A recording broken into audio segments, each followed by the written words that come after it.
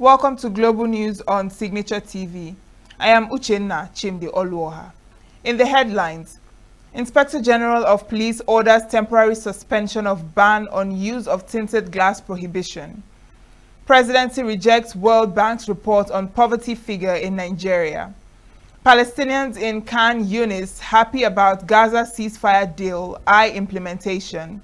And Modi welcomes Starmer in Mumbai as India and Britain aim to increase bilateral trade. Details shortly.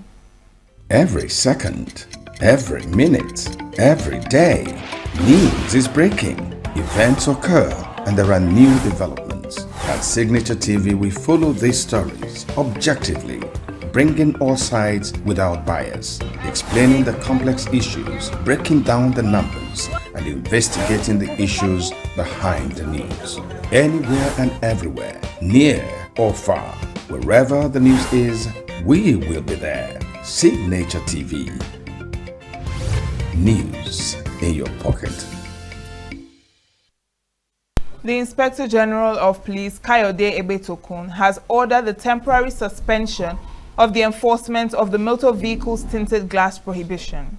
In a statement on Thursday by the Force Public Relations Officer, Benjamin Hundeyin, said the decision followed a meeting between the police chief and a delegation of the Nigerian Bar Association, led by its president, Afam Osigwe, at the Force headquarters in Abuja. Hundeyin said although there is no clear-cut order halting the enforcement of the law, the police suspended the exercise out of consideration for the interest of Nigerians and regard for the Nigerian Bar Association, pending the hearing of a motion on notice scheduled for October 16, 2025, at the Federal High Court, Warri, Delta State. He urged motorists to use their suspension period to regularize their vehicle documentation and comply with all laws regulating the use of shaded or tinted vehicle glasses. The Force PRO said the discussion focused on the ongoing enforcement of the tinted glass law and the need for cooperation between the police and the bar in upholding the rule of law and promoting public confidence. The Anambra State Police Command has received a fresh deployment of over 70 constables who recently passed out from the Police Training College, Oji River in Enugu State. The Public Relations Officer of the Anambra Command, Tochukwu Ikenga, made this known in a statement in Oka. Ikenga said the new officers form part of the ongoing efforts of the Inspector General of Police, Kayode Egbetokun, to strengthen the manpower across the Federation and enhance community policing at the grassroots level. The Commissioner of Police, CP Ikioye Oltugu, assured the people of Anambra State that the officers would be deployed strategically across divisions and formations to enhance visibility policing, intelligence gathering, and prompt response to security situations. Activist and former presidential candidate, African Action Congress, Omoyele Sowore, has announced October 20 as the date for a protest march to demand the release of the leader of the proscribed indigenous people of Biafra, Nnamdi Kanu. Sowore made this known on his X handle on Thursday, said the protest would be a march to the Aso Rock Villa in Abuja. He said the action will be conducted peacefully and legally to press home the demand for the release of the IPOB leader. Sowore had on Wednesday urged all Southeast governors, lawmakers, traditional rulers, and religious leaders to join the demonstration. An Abuja Federal High Court presided over Justice James Omotosho on Wednesday shifted the terrorism trial of the leader of the indigenous people of Biafra, IPOB, Nnamdi Kanu, to October 16, 2025. The postponement followed the inability of the Nigerian Medical Association, NMA, to present its report on Kanu's health status before the court. Justice Omotosho had, during the last adjourned date, ordered the NMA president to constitute a board of medical experts to carry out investigations on the alleged deteriorating health of the defendant. However, at Wednesday's proceedings, DSS lawyer and senior advocate of Nigeria, Suraj Sad, informed Justice Omotosho that the medical board told them that the report is not ready for presentation as directed by the court. The senior lawyer therefore applied for a 1-week adjournment to enable the NMA Medical Board conclude its investigation. Following no objection to the adjournment request, Justice Omotosho fixed October 16, 2025 for the board to submit the report and determine the next line of proceedings. Former presidential candidate Peter Obi has slammed online advertisements and promotions that use his name and image without authorization. In a statement published on his verified X account on Thursday, Obi said that while his aides had previously issued clarifications, some people continue to exploit his identity to mislead unsuspecting members of the public.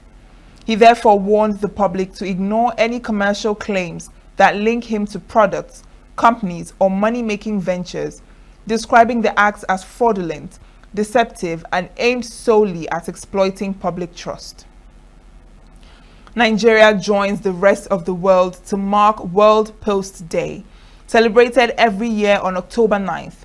The day highlights the role of the postal system in daily life, global communication, and economic development.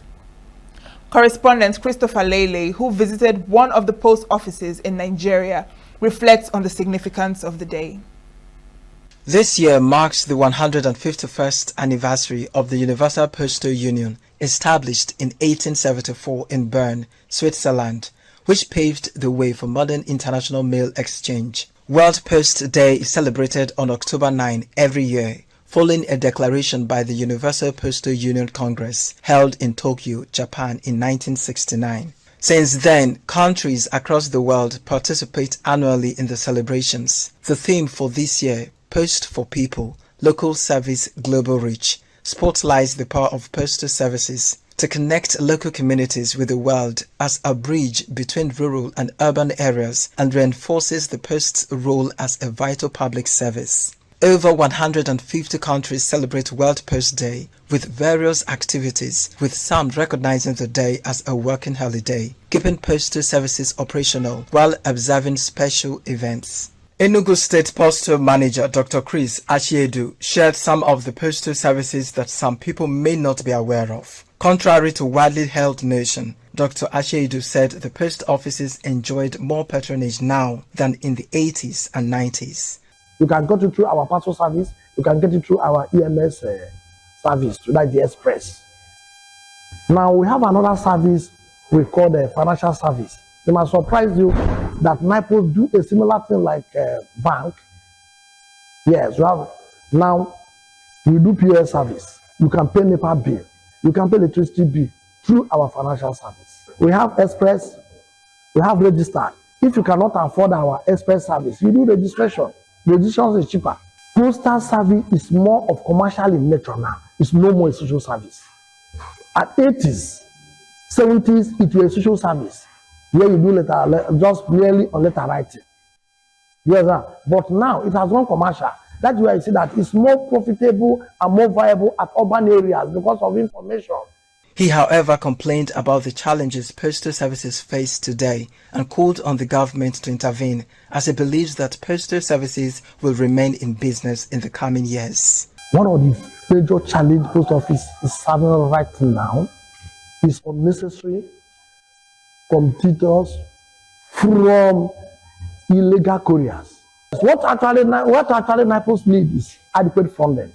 You can see our building now, it's adequate funding. The post office cannot die, like it can reinvent. I hope you understand what I mean. It won't die, but it can be reinvent. The parcel delivery officer, Mrs. Elizabeth Ndubusi, explained some of the activities that she carries out on the counter. I attend to customers, I deliver their parcels, incoming parcels from outside. So they normally come with their tracking numbers. So when they show us the tracking number, just as this register is showing now, we record their names and everything. But as whenever the item comes, we register it in this record. So from this record, whenever you come, we open the book, we now check if your own is here. So like the person that just left, his item has not come. So we are trying to trace if the actual place. So that is it. That's what we do. So sometimes the customer may not even know that they have item here. We call them on phone. We notify them. They now come and clear their parcels. She also complained about the lack of some sophisticated equipment to help make her work seamlessly. Apart from this paper that we are documenting, we use our phones, which is also electronic gadgets. We use our phone. Like tracking for that guy, we are using our phone. But adding to that, we still need more electronics like phones or computers to facilitate the whole inquiry. A customer who came to pick a document from the post office shared his experience with the postal service. I came to pick up a document that was sent to me from Belarus, but to date I have not gotten it. I did some reservations because the document sent to me in question I was supposed to use it and apply for visas. So after booking and making some reservations online, up till now, my documents have not been delivered to me. So it got me, it changed my mood though. So that was why I was like trying to know what the issue is. A citizen who prefers to use other private logistics companies instead of the post office shares her reasons for the preference. I don't use post office at all, but I use company's vehicle. I prefer that one. But this post office mainly, I don't know what I heard. It's from people that are sent from outside or whatever. But me, I don't use it. This day highlights the crucial role of postal services in connecting people, supporting international commerce, and ensuring secure information exchange. From handwritten letters to digital logistics, the postal system remains a vital link that bridges both distances and cultures, making World Post Day significant for communities, businesses, and governments around the globe. In Enugu, Christopher Lele, Signature TV News. The federal government says it has commenced the final phase of negotiations with the Academic Staff Union of Universities, ASU, and other tertiary education unions. The Minister of Education, Dr. Tunji Alausa, disclosed this in Abuja on Wednesday during a meeting of the Technical Working Group on Conditions of Service of ASU. Alausa said the group was finalizing a counter-offer to be presented to the unions through the Allied General United Federal Government Tertiary Institutions Negotiations Committee. He said the committee's work aligns with President Bola Tinubu's directive that all efforts must be made to keep Nigerian students in school and avoid disruptions to the academic calendar. The minister noted that about 80% of the union's demands were similar across tertiary institutions, with the remaining 20% reflecting sector-specific concerns. He said that the committee, inaugurated earlier in the week, had begun intensive deliberations to fast-track agreements and implementation timelines, noting that the present administration had made significant progress already with the payment of the earned academic allowance of 50 billion naira released by Tinubu.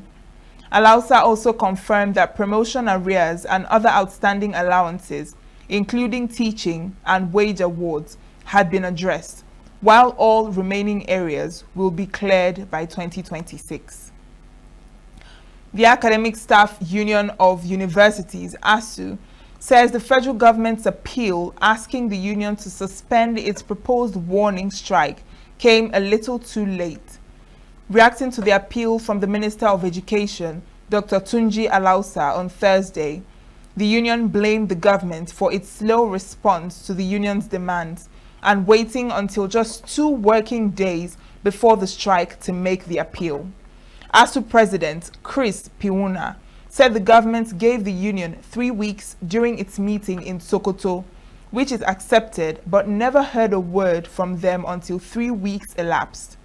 The ASU president insisted that the union would embark on its strike action at the expiration of its ultimatum on Sunday, unless an urgent action is taken by the government.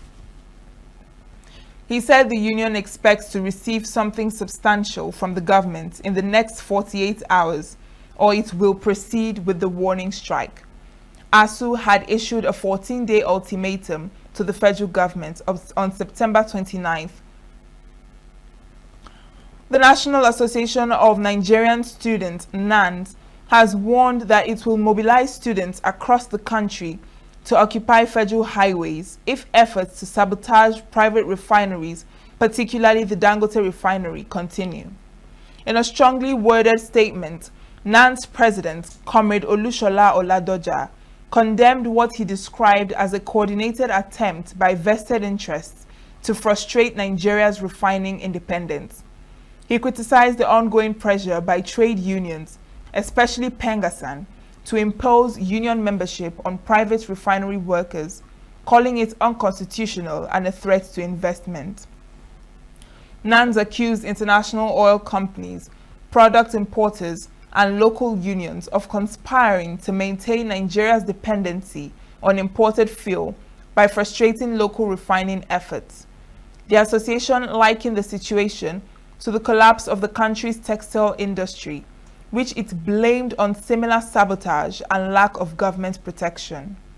Oladoja warned that if the government fails to act, NANS will escalate its actions with nationwide student protests in order to defend the survival of the Nigerian economy and the dignity of the nation.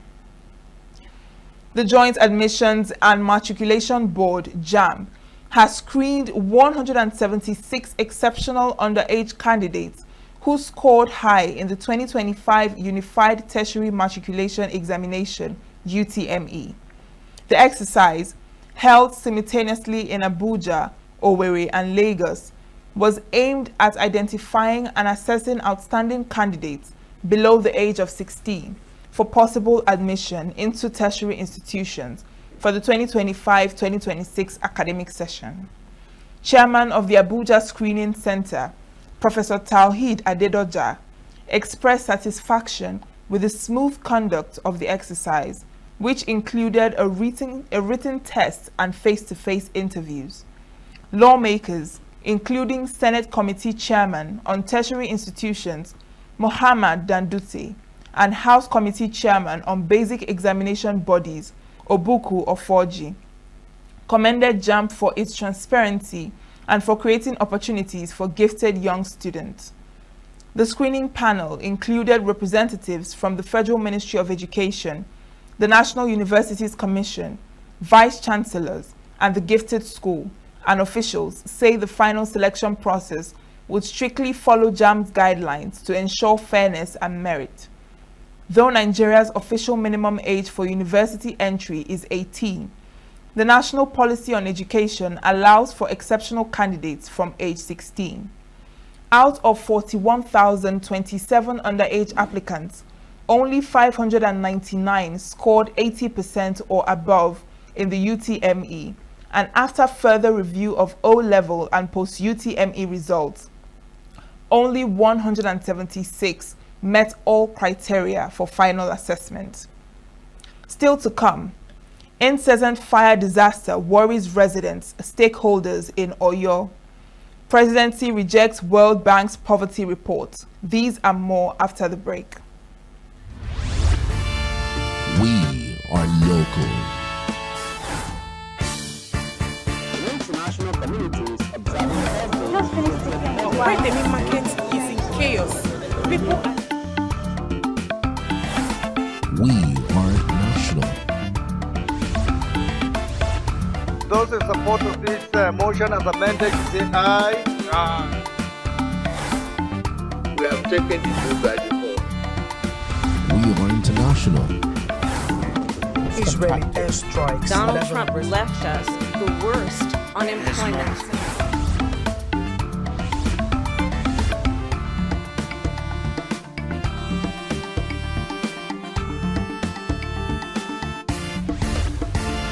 Signature TV, news in your pocket. Residents of Oyo State have expressed concern over the incessant cases of fire incidents in the state in the last few months. The Director General of Fire Academy Nigeria, Professor Charles Israel Afolabi, while speaking, lamented that the attitude of people in the state to fire prevention was low. Afolabi tasked the state government to equip the fire service with the necessary equipment.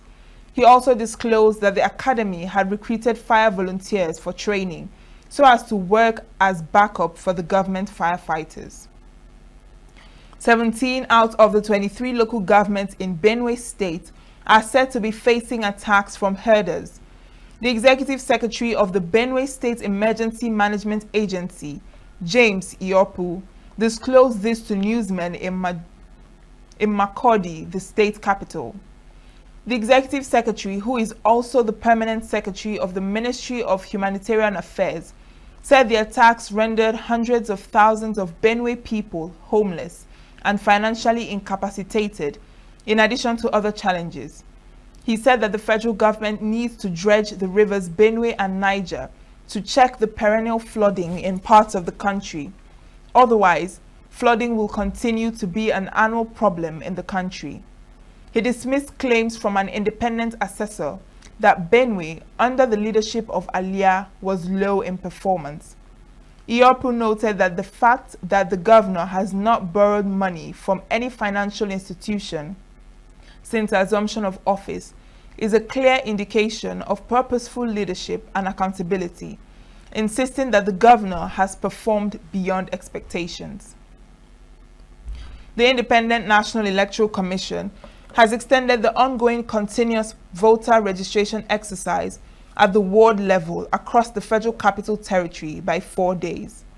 The decision was taken during INEC's third quarterly meeting with resident electoral commissioners held in Abuja, where ongoing electoral activities were reviewed.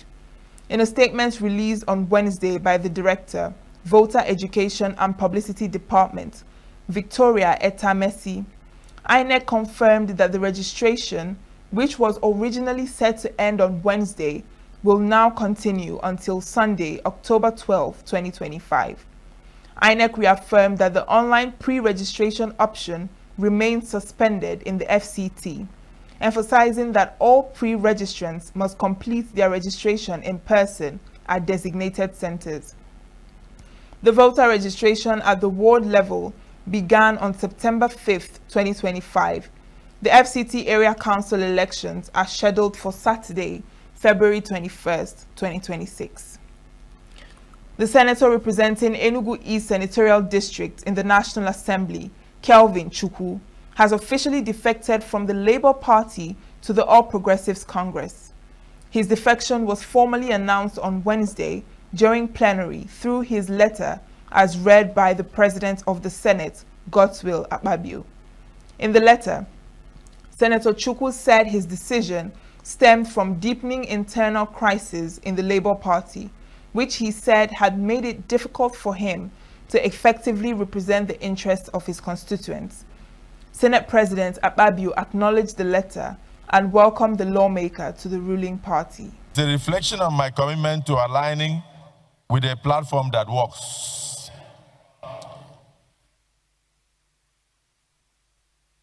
And I believe I'll do better and represent the collective interests of my people better. I'll bring more dividends of democracy. I'll meet the aspirations of the good people of Enugu East Senatorial District and Nigerians at large. Recent developments within the Labour Party, including internal wranglings, leadership crises, policy disagreements, lack of cohesion, lack of direction, lack of focus at both the state and national levels have made it increasingly difficult for me to effectively discharge my duties to represent my constituents. However, the Senate Minority Leader, Abba Moro, in his reaction, dismissed the defection, describing Senator Chukwu as one of the paperweight politicians who won elections on sympathy votes. Moro maintained that the move will have no significant impact on the 2027 general elections. My brother and friend, Kevin, who has just left the third row here to go to the last row there,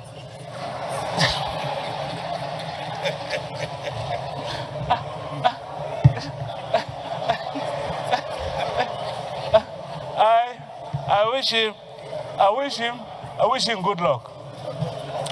But Mr. President, when it was announced that he was going, and he said he had made adequate consultations, I asked a question. Who has he consulted? Because he didn't talk to me. And I do know that because all politics are local, my brother came here on the obedient movement. He came here on a sympathy vote because an accident happened. Senator Chukwu's defection is coming amid reports of ongoing realignments across political camps ahead of the 2027 polls. Meanwhile, two newly elected senators, Joseph Ipia for Edo Central and Emmanuel Nwachukwu, Anambra Central Senatorial District, were on Wednesday sworn in as substantive lawmakers. While Ipia will be taking the place of Governor Monday Okpebholo of Edo State, Nwachukwu of the All Progressives Grand Alliance is replacing late Senator Ifeanyi Uba. In his remarks before the oath-taking, the Senate President, Godswill Akpabio, welcomed the lawmakers and admonished them to function as nationalists and not as ambassadors to their senatorial districts. The World Bank has said that despite the economic reforms of the federal government, 139 million Nigerians still live in poverty. The country's director for Nigeria, Matthew Verghese, stated this at the launch of the Nigeria Development Update Report in Abuja. Verghese, who commended the government for taking some steps in stabilizing the economy through recent policy reforms, however, warned that more needs to be done to ensure better living standards for Nigerians. He noted that food inflation affects everybody, but particularly the poor, with the potential to undermine political support for reforms. He said that tight monetary policy is important, but maintained that it must be complemented by structural reforms to address deep-seated supply and market constraints. The presidency has disputed the latest economic report by the World Bank, which estimated that 139 million citizens were living in poverty, describing the figure as unrealistic and detached from the country's economic realities. President Bola Tinubu's special advisor on media and public communication, Sunday Dare, said in a post on his official X handle that the poverty figures must be properly contextualized within the limits of global poverty measurement models. Dare explained that the 139 million figure was derived from the global poverty line of $2.15 per person per day, set in 2017 using purchasing power parity, and should not be mistaken for an actual headcount of poor Nigerians. It noted that when converted to nominal terms, the $2.15 benchmark equals about 100,000 naira per month at current exchange rates, which is well above Nigeria's new minimum wage of 70,000 naira. The former minister stressed that what truly matters is not the static figure, but the direction of change, insisting that Nigeria's economy is now on a recovery and reform trajectory, driven by policies designed to ensure inclusive growth and social protection. We'll go on a break, and when we return, the news continues.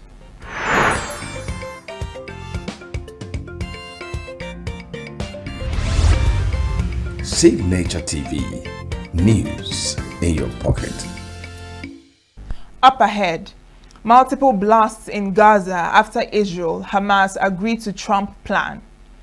Seychelles president seeks second term in upcoming election. Stay with us. Every second, every minute, every day, news is breaking, events occur, and there are new developments. At Signature TV, we follow these stories objectively, bringing all sides without bias, explaining the complex issues, breaking down the numbers, and investigating the issues behind the news. Anywhere and everywhere, near or far, wherever the news is, we will be there. Signature TV. News in your pocket. Palestinians in Gaza's Khan Yunis rejoiced on Thursday after a ceasefire deal was reached under the first phase of U.S. President Donald Trump's plan to end a war in Gaza that has killed tens of thousands of people and reshaped the Middle East. Just a day after the second anniversary of Hamas militants' cross-border attack that triggered Israel's devastating assault on Gaza, indirect talks in Egypt yielded an agreement on the initial stage of Trump's 20-point framework to bring peace to the Palestinian enclave.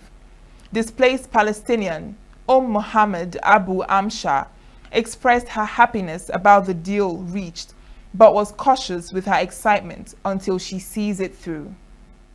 When they announced last night that there is a truce, a ceasefire, and a complete end to the war, thank God, our memories returned. We may return to Beit Hanan, God willing, and the war would end. We will return to our home, ancestors, places, and properties. We will see our loved ones and relatives. The war has separated people, each one in a direction, some in the north, some in the south, some in central Gaza. The suffering would end. The most important thing is for the suffering to end, as well as the hunger, poverty, and displacement we are experiencing. Every time we used to have hope, they would let us down. We would hope there will be a truce, and they would let us down. Until now, the joy is incomplete until the ceasefire, is fully implemented. We are happy there is a truce, ceasefire deal, but let it be an eternal truce, and may it be implemented safely. We are happy, thank God, but our happiness is incomplete with hope. Where is hope? Let it be implemented, and not just a media announcement, or for them to let us down in the last phase. I hope it will be seen through. Nearby, another displaced Palestinian, Mohammed Abu Hadaid, was hopeful he would bring together our families, relatives, and beloved ones, and set up tents to stay on top of the rubble of our houses. I thank God and all the countries that contributed to the ceasefire deal after a suffering for 2 full years of war, with destruction, death, starvation, siege, and genocide.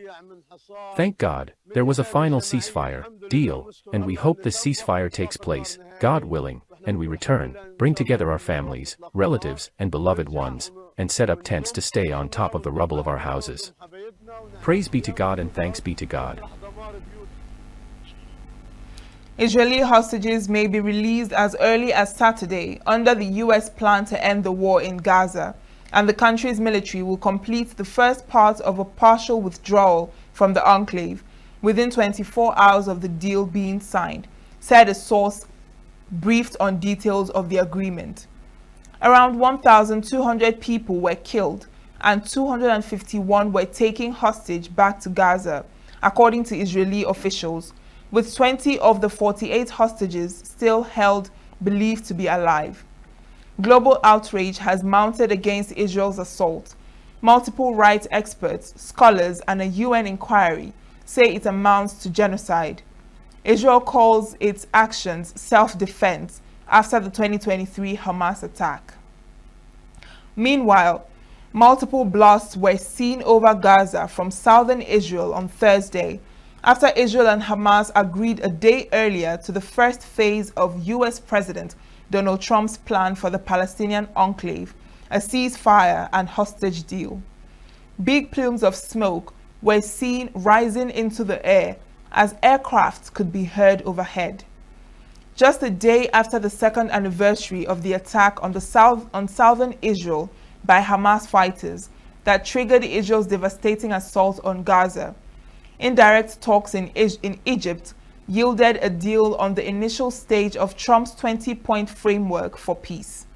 If fully adopted, the accord would bring the two sides closer than any prior effort to halt a regional war that drew in neighbors Iran, Lebanon, and Yemen, deepened Israel's international isolation, and changed the Middle East. Protests are intensifying across Madagascar as economic hardship and public frustration with government mismanagement fuel a growing wave of unrest. The youth-led Gen Z Maiden movement has mobilized thousands in the capital and beyond, demanding accountability, reform, and the resignation of President Andry Rajoelina. The demonstrations began over widespread power and water shortages, but have evolved into broader calls for systemic change.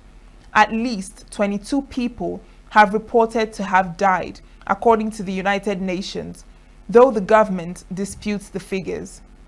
Augustine Razafisto, a 65-year-old restaurant owner in Antananarivo, says the economic downturn has devastated her livelihood. She added that her business is on the brink of collapse. Before, I could go on holiday to France, but now I can't even go to Sainte Marie. We will have to close the restaurant because there are no more customers, you can't keep merchandise, and there's no money. I support the protest because I'm a victim. I'm one of the victims. The state utility, Jirama, has been accused of corruption and mismanagement, with outages lasting up to 12 hours a day. New York City filed a new lawsuit accusing Facebook, Google, Snapchat, TikTok, and other online platforms of fueling a mental health crisis among children by addicting them to social media.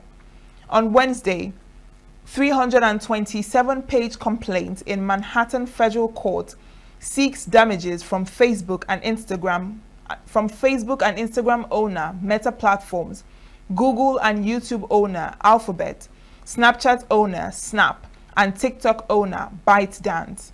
It accuses the defendants of gross negligence and causing a public nuisance. The city joined other governments, school districts, and individuals pursuing approximately 2,050 similar lawsuits in nationwide litigation in the Oakland, California Federal Court. A spokesperson for New York City's law department said the city withdrew from litigation announced by Mayor Eric Adams in February 2024 and pending in California state courts so it could join the federal litigation. New York City is among the largest plaintiffs with a population of 8.48 million, including about 1.8 million under age 18. Its school and healthcare systems are also plaintiffs. Google spokesperson Jose Castaneda said allegations concerning YouTube are simply not true, in part because it is a streaming service and not a social network where people catch up with friends. The other defendants did not immediately respond to requests for comment. Colombia's President Gustavo Petro on Wednesday suggested the latest vessel in the Caribbean bombed by the United States may have been Colombian with Colombian citizens aboard, a statement denied by the White House. U.S. President Donald Trump on Sunday announced the latest in a series of military strikes targeting drug trafficking vessels off the coast of Venezuela, although the Pentagon has yet to confirm any such strike happened on Saturday. There have been at least 4 such strikes in recent weeks, and the Trump administration says 21 people have been killed in the operations.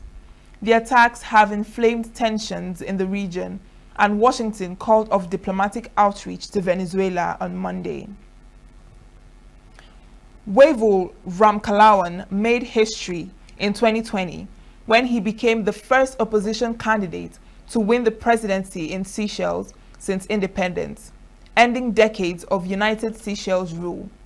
Now, 5 years later, the former Anglican priest is seeking a second term, campaigning on a platform of continuity, reform, and resilience. Ramkalawan's rise was rooted in his long-standing advocacy for transparency and social justice. After narrowly losing the 2015 election by just 193 votes, his 2020 victory was seen as a turning point for the island nation. His first term focused on stabilizing the economy, navigating the COVID-19 crisis, and strengthening democratic institutions. As he campaigns for re-election under the Union Democratic Seselwa banner, Ramkalawan is promising to deepen reforms. That color which once dominated our country, that red color symbolizing the blood of our people shed, that victimization, that hatred, that vengeance, it will never return to power in Seychelles. And today, I want to say to Patrick Herminy. For many Seychellois, the choice in the September 2027 election is between continuity and change. British Prime Minister Keir Starmer and his Indian counterpart Narendra Modi will celebrate their country's deepening commercial ties on Thursday with an announcement of further Indian investment into the UK and a meeting between the two. Starmer's office said he would use the second and final day of a trip to India to discuss a recently sealed trade deal as well as a technology security initiative launched in July last year. It also said that 64 Indian companies would collectively invest £1.3 billion in Britain, announced during a visit of the UK's largest ever trade mission to India, with more than 100 companies and organizations traveling with the Prime Minister. The deal between the world's fifth and sixth largest economies, agreed after US President Donald Trump unleashed tariff turmoil, aims to increase bilateral trade by a further £25.5 billion by 2040. China is increasing military activities near Taiwan and honing its ability to stage a surprise attack, the island's defense ministry said on Thursday. Beijing is also using hybrid warfare to weaken people's trust in the government and support for defense spending, and using artificial intelligence tools to weaken Taiwan's cybersecurity and to scan for weak points in critical infrastructure. The CCP's increasing military power and frequent use of gray zone coercion have posed military dangers and challenges to the Indo-Pacific region and even global security, while further exacerbating the instability of the situation in the Taiwan Strait. In response to changes in the international situation and regional environment, countries in the region have mostly increased their defense budgets and strengthened their defense capabilities to respond to various security challenges and threats. In accordance with the military strategic guidance of defense firmness and multi-layered deterrence, the National Army has built a combat readiness direction of multi-domain denial and resilient defense, emphasizing agile and rapid combat readiness response, asymmetric tactics, decentralized operation and weakening strategies, and in accordance with the 4 principles of building asymmetric combat capability to strengthen combat resilience, improve reserve combat capability and gray zone response energy, improve the overall defense force, and create a reliable combat force that can effectively deter and repel enemy invasion. Democratically governed Taiwan, which China views as its own territory, has faced increased military pressure from Beijing over the past 5 years, including at least 7 rounds of major war games around the island since 2022. Taiwan's government has embarked on a military modernization program and pledged to spend 5% of GDP on defense by 2030. Taiwan President Lai Ching-te has also rejected Beijing's sovereignty claims, saying only the island's people can decide their future. Inside Ferrari's factory in Maranello, the rhythmic clatter of drills and the gleam of red bodywork capture a brand shifting gears between past and future. Technicians in red overalls inspect panels, fit engines, and test precision tools, a choreography that has defined the luxury car maker for decades. Behind the hum of craftsmanship, Ferrari is preparing for an electric era. The company plans to produce key components for its upcoming electric models, including motors and axles, in-house as it moves cautiously towards electrification. Earlier this year, sources close to the matter said Ferrari had delayed internal plans to launch a second fully electric vehicle until at least 2028, citing weaker demands for high-end EVs. Ferrari says it aims to balance innovation with its hallmark performance and design standards as production gradually shifts to electric power. Only this time, the power may come in volts instead of valves. An overnight Russian drone attack injured 5 people and damaged port and energy infrastructure in Ukraine's southern region of Odessa, its governor said on Thursday. The State Emergency Service of Ukraine released a video showing firefighters tackling blazes in burning shipping containers. The attack cut power to 30,000 consumers and set containers with vegetable oil and wood pellets on fire in the port, Ole Kipa said. Palestinians in Gaza's Khan Yunis rejoiced on Thursday after a ceasefire deal was reached under the first phase of U.S. President Donald Trump's plan to end a war in Gaza that has killed tens of thousands of people and reshaped the Middle East. Just a day after the second anniversary of Hamas militants' cross-border attack that triggered Israel's devastating assault on Gaza, indirect talks in Egypt yielded an agreement on the initial stage of Trump's 20-point framework to bring peace to the Palestinian enclave.